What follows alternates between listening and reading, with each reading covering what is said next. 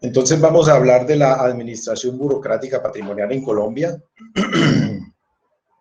desde 1819 hasta el 2021, de acuerdo con las hipótesis que a lo largo de la conferencia voy a presentar. El contenido de la conferencia está desagregado en estos apartados.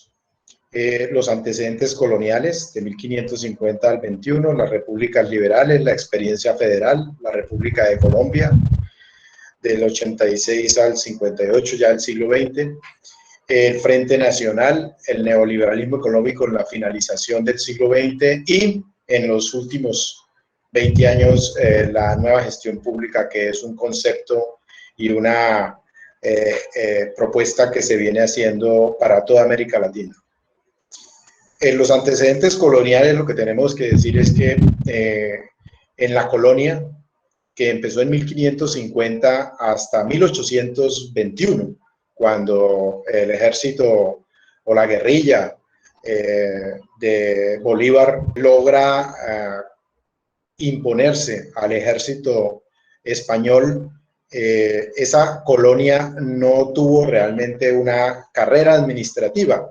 El funcionariado de la colonia, que trabajó adscrito a las capitanías y a los virreinatos. El virreinato de la Nueva Granada fue creado hacia 1703, 1715. Esos virreinatos y esas capitanías en que se distribuyó toda América desde México, de lo que es actualmente México, hasta la Patagonia. Esas virreinatos y capitanías, insisto, no tuvieron en el funcionariado propiamente una carrera administrativa. Eso no existía en ese momento en los países europeos, pero sí se estaban dando pasos hacia la conformación de dicha carrera administrativa. Lo típico de la corona española, una práctica muy generalizada que durante ese periodo, con la cual obtuvo bastantes ingresos la corona, fue la venta de cargos.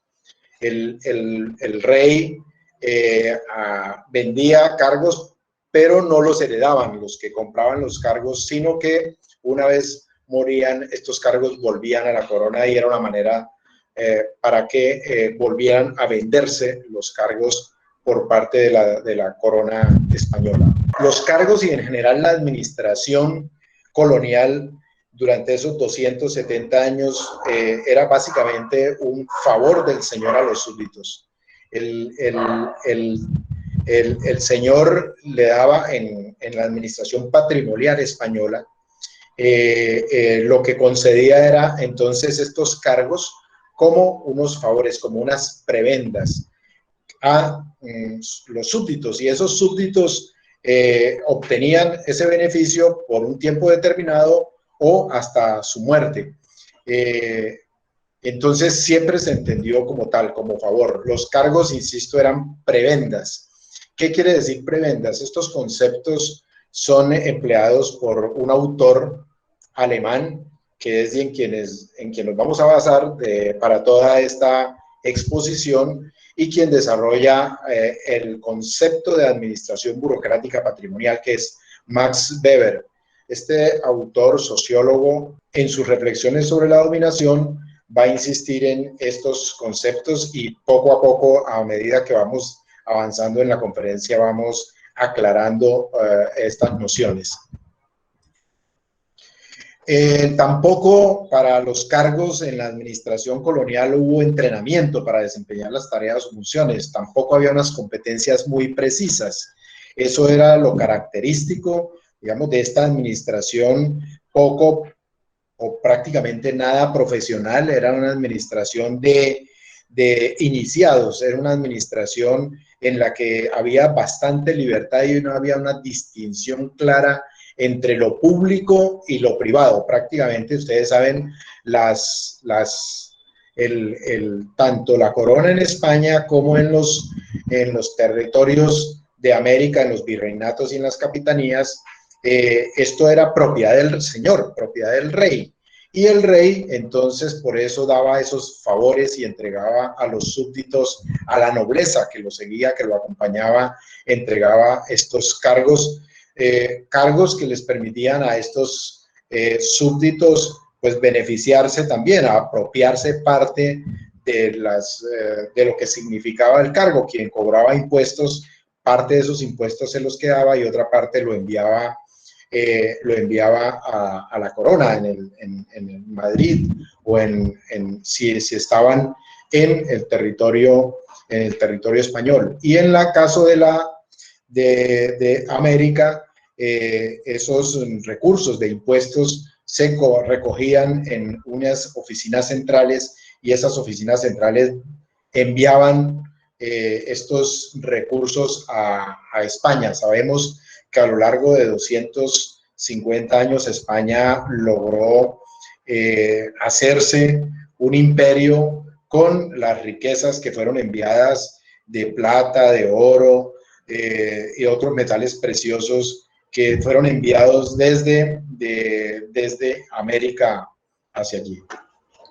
Bueno, esa es la característica. Hay varios trabajos que han caracterizado muy bien la administración española y sobre eso se puede también consultar buena bibliografía. El último trabajo del profesor Fukuyama sobre el orden político nos permitiría profundizar si queremos trabajar sobre esa noción y sobre lo que pasó en la administración española. Y también allí hay bastante bibliografía citada por el profesor Fukuyama. Las primeras repúblicas. Entre 1821 y 1863, para ese periodo extenso, tanto la Nueva Granada, lo que va a ser la República de Colombia, Venezuela, Ecuador, Perú, Argentina, México, y después todos estos países de Centroamérica, lo que heredan para iniciarse como nuevas repúblicas es la administración patrimonial española. Es decir, esa costumbre de entregarle cargos a unos favorecidos del señor. No había procesos propiamente de selección, y es una característica que vamos a tener a lo largo de todos los 200 años de la historia de la administración colombiana. Pero ya veremos algunas decisiones que se tomaron y sin embargo no funcionó ese proceso de selección. No se establecieron procesos rigurosos de admisión a la carrera.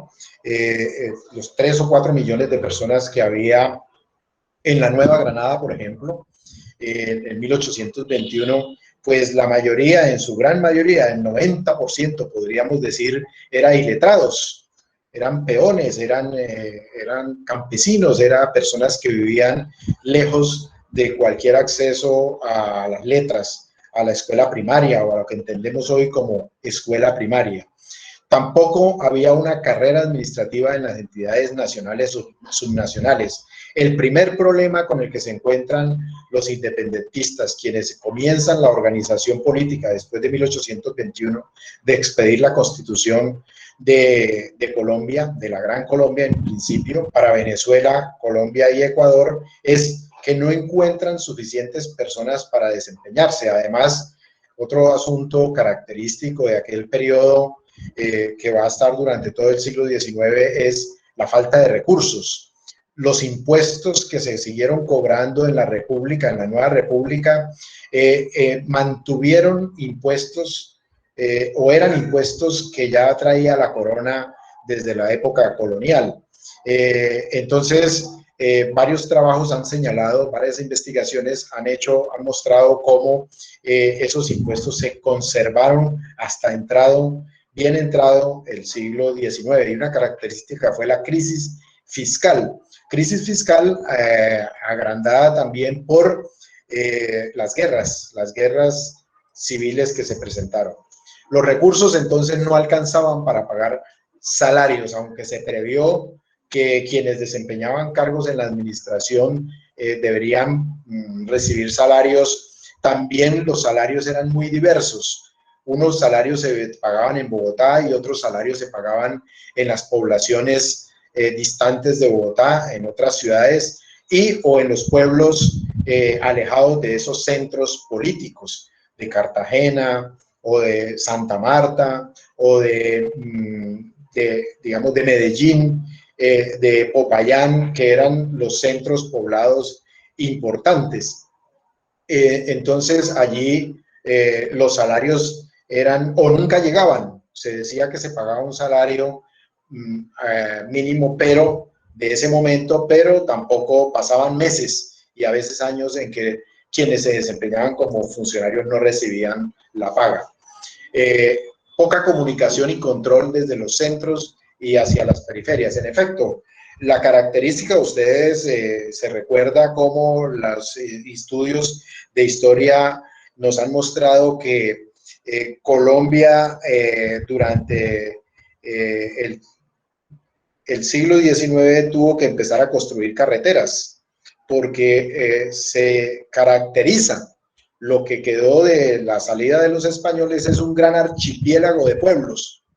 Archipiélago de pueblos quieren decir los investigadores que no había intercomunicación. La administración colonial no quería que hubiera comunicación entre los centros grandes, los centros políticos que se habían formado a lo largo de 200 años, y tampoco quería que hubiera comunicación ni comercio entre ellos. Entonces no se estimuló la construcción de caminos. El gran camino que tenía la Nueva Granada, por ejemplo, era el río Magdalena. Se bajaba desde Bogotá hasta Honda por un camino real principal y luego de Honda se viajaba por el río Magdalena hasta la desembocadura y allí se buscaba Santa Marta o se buscaba Cartagena para después llevar las mercaderías o traer mercaderías hacia el centro del país. Entonces, esta falta de comunicación, falta de conexión entre los centros políticos y la periferia, pues va a evidenciarse también en la administración. De una parte, personas iletradas o prácticamente iletradas que desempeñaban cargos que no sabían cómo desempeñarlos, que no entendían qué era lo que debían hacer, pero tampoco encontraban orientaciones por parte de los jefes en Bogotá. Después de 1850 empieza lo que se llama, especialmente después de 1863 hasta 1886, se expide la Constitución nueva, hay una experiencia federal.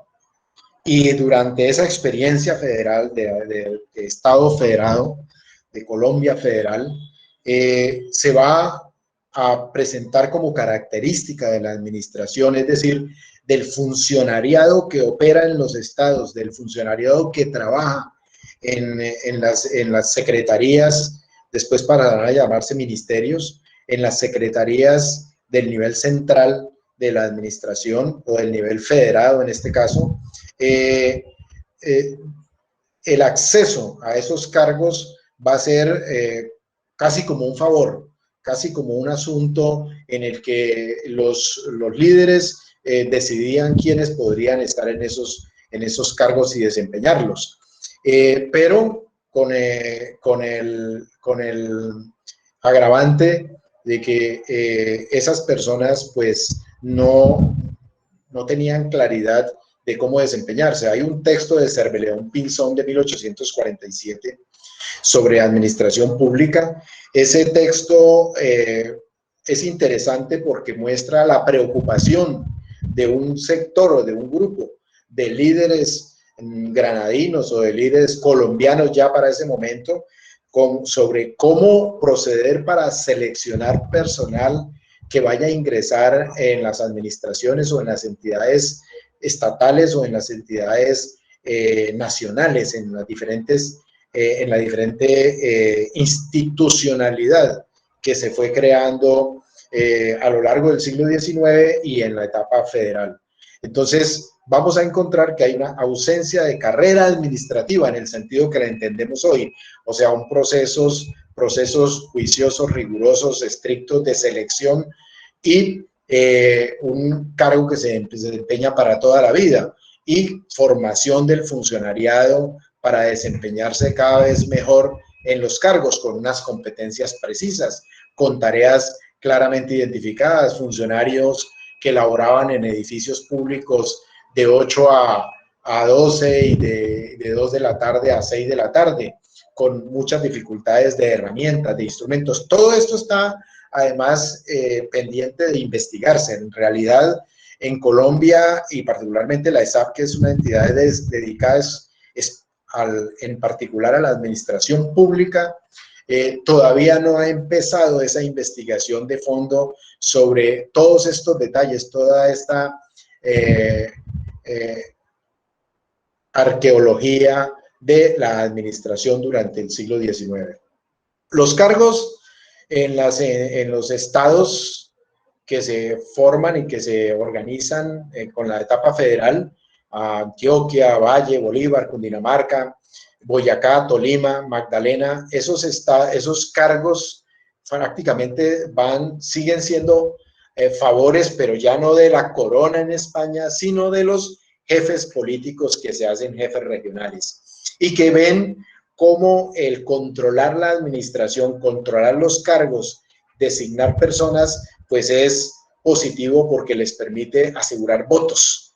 Ya ustedes saben que a partir de 1821 se establece la democracia representativa, la elección de senadores, la elección de representantes a la Cámara, pero también la elección de autoridades regionales, provinciales o de elección del presidente, que duraba 2 años. Bueno, esos líderes políticos empiezan a dar cuenta que contar con el control de este funcionariado o de los cargos de la administración les ayuda a mantener una cauda electoral. Y entonces podríamos decir que allí ya se expresan, dan redes de clientelismo, que es lo que se ha estudiado en Colombia. No hay concursos para ingresar a la administración pública, como lo decía hace un momento. Eso durante el siglo XIX no existió. Y lo mismo que ocurría durante la primera mitad del siglo XIX, en la segunda mitad, dada la situación financiera o fiscal del país, del Estado y del Estado federal, impidió el conseguir recursos. Si a eso se le añade el hecho de que la etapa liberal radical de mediados del siglo XIX casi que suprimió los impuestos, pues entonces no había recursos para tener un funcionariado del Estado, un funcionariado público que operara en la administración pública, en la administración tanto estatal de estos estados como en la administración federal. En 1886 comienza la República de Colombia con la nueva constitución que se expide ese año y se aprueba la primera ley de carrera administrativa. Esa ley de carrera administrativa se expide muy cerca al año 86. Esa primera ley de carrera administrativa en realidad, si bien se aprobó y quedó publicada, prácticamente quedó como un texto allí, sin ser atendido rigurosamente por los líderes, por los gobiernos que van a venir después del año 86, ni siquiera por quienes lo expidieron, la ley. No se generalizará durante ese periodo hasta el 58 los cargos públicos. Hoy tenemos algunas estadísticas, quienes quieran profundizar en eso, hay unos documentos que muestran, especialmente la tesis del profesor Saúl Saavedra, muestra cómo los funcionarios que había hacia 1830, luego hacia 1930, 1940, 1950, 60, 70, 80, o sea, a lo largo del siglo XX. Y se ve que muy pocos funcionarios, del total de funcionariado, apenas un 2% en algunos casos se logró consolidar como ingresados por concurso después de 1886. Entonces los concursos, aunque estaban establecidos por una ley, no fueron una práctica para ingresar a la administración pública colombiana. Entonces, los cargos en realidad continúan siendo favores de quienes controlan el Poder Ejecutivo y el Poder Legislativo Nacional. Entonces se convierten en prebendas de estos señores, de los señores del Congreso y del Ejecutivo, y básicamente los señores del Partido Liberal y del Partido Conservador, que se habían fundado hacia mediados del siglo XIX. En el segundo decenio del siglo XX, el señor Laureano Gómez, que en ese momento estaba muy niño, muy joven, y comenzaba a ser un líder político, un representante, va a escribir unos artículos criticando el clientelismo, criticando este patrimonialismo, aunque no lo llamaba él así, la práctica de el controlar los votos, utilizar los cargos a través de el nombramiento a dedo por parte de estos líderes en la administración tanto nacional como de los departamentos que fueron creados y que después siguieron creándose a lo largo del siglo XX hasta llegar a los 32 departamentos que aprueba la Constitución del 91. Se mantiene entonces ligado a la administración pública colombiana una cultura de favores y los cargos son prebendas de los dirigentes regionales. Una cultura del favor. Yo te hago el favor de nombrarte en este cargo o hacer que te nombre un amigo mío que está de directivo, que está de gobernador, o que está de alcalde, o que está de ministro, y tú me colaboras en los procesos electorales con tu familia, asistiendo a votar, y yo apoyo a los que son mis seguidores, y entonces finalmente termina esto controlado o continúa controlado por estos jefes. En 1930 hasta el año 46, recuerden que es la etapa liberal. Después del año 86, los conservadores, aunque en alianza y en relación con jefes de segundo orden del Partido Liberal, van a controlar el gobierno, van a controlar el Congreso, van a controlar el Ejecutivo Nacional durante todo ese periodo de 1886 hasta 1930. Luego de ese periodo ingresa el Partido Liberal en el año 1930 con Olaya Herrera, luego viene Alfonso López Pumarejo, luego viene Eduardo Santos y seguirá repitiendo Alfonso López Pumarejo un segundo periodo. En ese periodo liberal vamos a ver exactamente la misma práctica, a pesar de las profundas y grandes reformas que todos los estudiosos han señalado el gobierno de Alfonso López Pumarejo produjo. La Universidad Nacional, la actual sede, el campus de la Universidad Nacional en Bogotá, es producto de decisiones que toma el gobierno de Alfonso López Pumarejo. La expropiación de ese globo de terreno de la gran hacienda del Salitre, pero si bien esta es una decisión importante para la cultura y para la vida nacional futura o subsiguiente, en el caso de la administración pública no fue posible quitarle a los jefes políticos, a los jefes regionales, a los jefes locales el control que tenían sobre la administración. Se hacían concursos, pero seguirá siendo muy marginal, llegará al 10% el número de cargos que se proveían por concurso del total de funcionariado que hay en la administración pública. Entre 1900 y 1946, una vez cae el gobierno liberal, y el 58, que es el periodo conservador de Ospina Pérez, de Laureano Gómez y de Rojas Pinilla y la Junta de Gobierno Militar. En ese periodo, los cargos en la administración pública van a continuar ese principio de ser favores de los jefes regionales. Es decir, prebendas que estos señores otorgan a sus seguidores a lo largo del país, a lo largo y ancho del territorio nacional. El Frente Nacional es muy interesante porque el plebiscito de 1958 que fue aprobado elevó a principio constitucional la repartición milimétrica de cargos de toda la administración.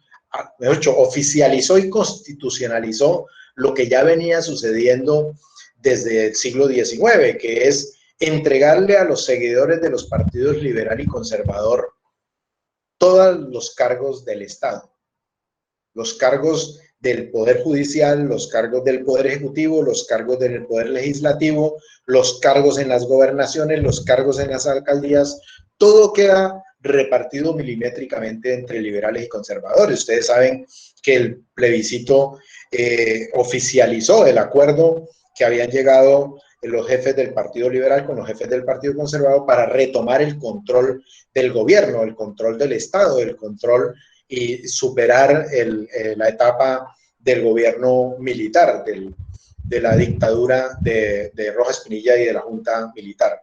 Los exámenes para el ingreso a las nóminas de las entidades públicas siguieron siendo marginales, aún durante el periodo del Frente Nacional, siguieron siendo marginales. Las cifras nos muestran que entre un 2 y un 15% del funcionariado pudo ser por concurso. Lo demás era nombramiento a dedo, decimos en Colombia, o se dice de manera popular, nombramiento sin seguir ningún proceso de selección riguroso. Los directores del servicio civil, es muy interesante ver algunos de esos informes en la tesis del profesor Saúl Saavedra, cómo esos directores del servicio civil se quejaban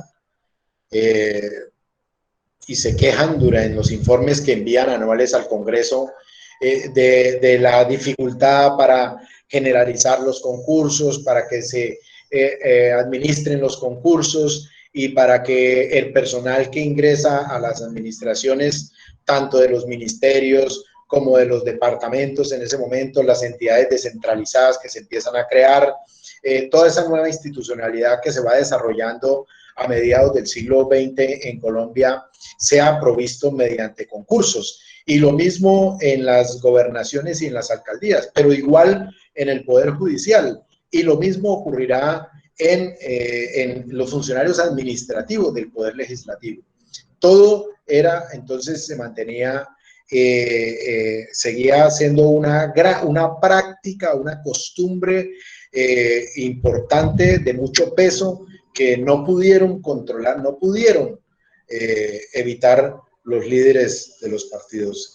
Durante la etapa del neoliberalismo económico, entre el año 74 y el año 91, esa primera fase de neoliberal, los estudios empiezan a mostrar cómo el gobierno de López Michelsen, hijo de López Pumarejo, ya va a empezar a incorporar políticas neoliberales. Ya el modelo neoliberal en Europa y en Estados Unidos, apoyado en las teorías de Milton Friedman, se va a imponer en las políticas económicas y empieza un proceso paulatino de reducción de la industrialización que se había dado por esa etapa keynesiana entre 1930 o 26 en Colombia y 1960. Esa etapa de industrialización se verá reducida y en el caso de la administración pública colombiana continuará la práctica de entregar los cargos como favores de los líderes de los partidos existentes. Hasta el año 91, ustedes saben que continuará dos grandes partidos siendo los grandes controladores de la administración del Estado colombiano. Del Estado colombiano quiere decir del Ejecutivo Nacional, de los ejecutivos departamentales, de los ejecutivos municipales y del Congreso. El Congreso básicamente va a ser de liberales y conservadores. Si bien de pronto hubo fuerzas alternas que tuvieron alguna participación, fue marginal. Y en el caso de la administración del funcionariado, que se fue ampliando, pasamos de 5.000 funcionarios a comienzos del siglo XX a 15.000, a 30.000, a 50.000, a 60.000, a 150.000 funcionarios hacia los 70 del siglo XX. De esos 150.000, apenas unos 10.000 o 15.000 funcionarios, 20.000 funcionarios habían ingresado por concurso. Todos los demás eran funcionarios resultado de favores y de redes clientelares. Eran prebendas que conservaban los señores de los partidos liberal y conservador. La administración burocrática patrimonial, entonces, evidencia a su vez una baja eficiencia y eficacia en la ejecución de políticas públicas. Cuando la administración patrimonial, lo que dice el teórico central que desarrolla esta propuesta es, que es Max Weber, muestra cómo frente a la administración burocrática racional que se inaugura en Alemania, en Francia, en Inglaterra, hacia el siglo XVIII, se va consolidando en el siglo XIX, y se continuará en el siglo XX, ganará mucho en eficiencia y eficacia, o sea, en conseguir lo que se propone y en tener menos gastos y menos costos. Bueno, frente a esa administración burocrática racional, la administración burocrática patrimonial es poco eficiente y poco eficaz. Y también hay una característica importante que no se puede olvidar, es que esta administración tiene una poca distinción entre lo público y lo privado. Fíjense que cuando decimos que estos señores regionales siguen controlando la administración y la consideran de su propiedad, consideran que ellos tienen el derecho legítimo a determinar quién va a esos cargos, porque ellos son los dueños de los votos, porque ellos son los dueños de la curul de senador o de la curul de representante a la Cámara, o el gobernador o el alcalde se siente propietario de la administración. Entonces hay una noción privada, hay una privatización de la administración pública. No se logró en Colombia por la vía del concurso público y de la generalización del concurso y de la profesionalización de la administración un límite a ese sentido de la apropiación privada de la administración pública, de los cargos y también de los dineros públicos, de los cargos, de los recursos con que se hacen inversiones. Esas cifras que nos escandalizan de 50 billones de corrupción y que todos los días nos sale en las noticias de casos de corrupción y ahora los nuevos verbos del audienear, etcétera. Todo eso no es más sino un resultado de esa práctica de privatización de bolsas importantes de la administración pública. Los ministerios son propiedad de senadores. Los departamentos administrativos son propiedad de senadores, de representantes a la Cámara. Los mismos gobiernos a veces ven dificultad en ejecutar las políticas públicas porque se interfieren con las decisiones que tienen estos líderes regionales, estos líderes que son una fuerza política importante en la vida nacional. La corrupción, entonces, hizo parte desde el siglo XIX, se ha mantenido a lo largo del siglo XIX y del siglo XX y ha entrado en el siglo XXI como parte de la cultura administrativa pública. No es que tengamos el ADN, no es que seamos corruptos por naturaleza, no. Lo que pasa es que no llegamos a los acuerdos políticos de controlar prácticas que fueron normales en la colonia, en la administración colonial, en el virreinato, o prácticas que fueron normales en el imperio español o en otros imperios que no dieron el salto hacia la administración burocrática racional.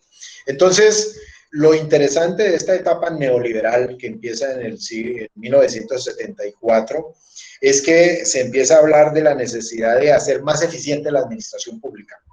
Pero más eficiente cuando los teóricos hablaban era de Alemania, de Francia, de Inglaterra, hablaban de Estados Unidos, que logró profesionalizar la administración norteamericana. También fue una administración, spoil system se llamó, una administración entregada de prebendas desde 1824 hasta 1890, prácticamente, en lo que se incorporó el concurso y el proceso de selección. Y hasta 1930, 1940, la administración norteamericana logró profesionalizarse de manera importante e imponer el concurso público para el ingreso a la administración en el estado norteamericano. Eso le quitó a estos jefes políticos de los partidos en Estados Unidos la administración. Pero en Colombia eso no fue dado. Y cuando los teóricos, se referían a que la administración pública era ineficiente y la burocracia era ineficiente, pues se estaban refiriendo era a Alemania, a Francia y a Inglaterra. No se estaban refiriendo a Colombia, ni a América Latina, ni se estaban refiriendo a África, ni al sudeste asiático. Se estaban refiriendo era a esos escenarios en donde se había logrado profesionalizar la administración pública y se había logrado establecer el concurso como una generalidad y como una práctica obligatoria en estos gobiernos y en estos estados. La nueva gestión pública en la administración burocrática patrimonial, a partir del año 91, se consolida en la Constitución, por lo menos, en la Constitución de 1991. Ustedes pueden consultar los artículos 125, 126, 127, 128, 129, 130, todos se refieren a la función pública. Esos artículos constitucionales establecen que no podrá haber nadie en la administración pública, en la administración del Estado, que no podrá haber nadie sin que haya ingresado por concurso. Y establece como mandato, entonces, unas leyes de carrera administrativa. Como la práctica era contraria, como la práctica que viene es contraria, efectivamente, a pesar de este mandato constitucional, a lo largo, por lo menos hasta el año 2008, 2009, se aprueban varias leyes, y esas leyes es interesante cómo el Congreso y el gobierno le hacen conejo a la Constitución. Y es curioso ver cómo la Corte Constitucional no dice nada en relación con que cuando se aprobaron esas leyes de carrera administrativa se establecía por allá al final un artículo que decía: y por esta vez, los funcionarios provisionales entrarán a carrera administrativa. ¿Qué quería decir eso? Los funcionarios que habían sido nombrados a dedo, los funcionarios provisionales que eran más de 100.000, más de 50.000 en un momento en las entidades. Esos funcionarios que habían ingresado como resultado de favores, de estar al lado de un político al que le habían conseguido votos junto con su familia y que le debían ese trabajo que le habían dado en el Ministerio X, en la Secretaría tal, en el Gobernación X, en el municipio Y o Z, esos funcionarios ingresaban automáticamente a la carrera administrativa, y así lo hicieron en varias leyes que se aprobaron, hasta que se expidió la ley 509 sobre carrera administrativa. Esta ley 509 data de los primeros años después de la Constitución, los primeros 10 o 15 años después de la Constitución, y por primera vez la Corte Constitucional allí le dice al Congreso y le dice al gobierno, le dice: ese artículo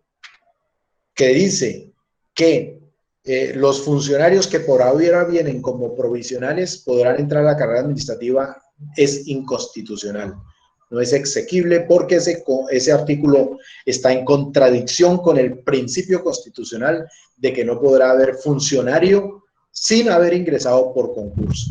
Pero en la práctica seguimos viendo más de 150.000 funcionarios provisionales en el Estado colombiano, aunque existe desde el año 91 la Comisión Nacional del Servicio Civil, que tiene como tarea organizar los concursos públicos para el ingreso a las nóminas de todas las entidades.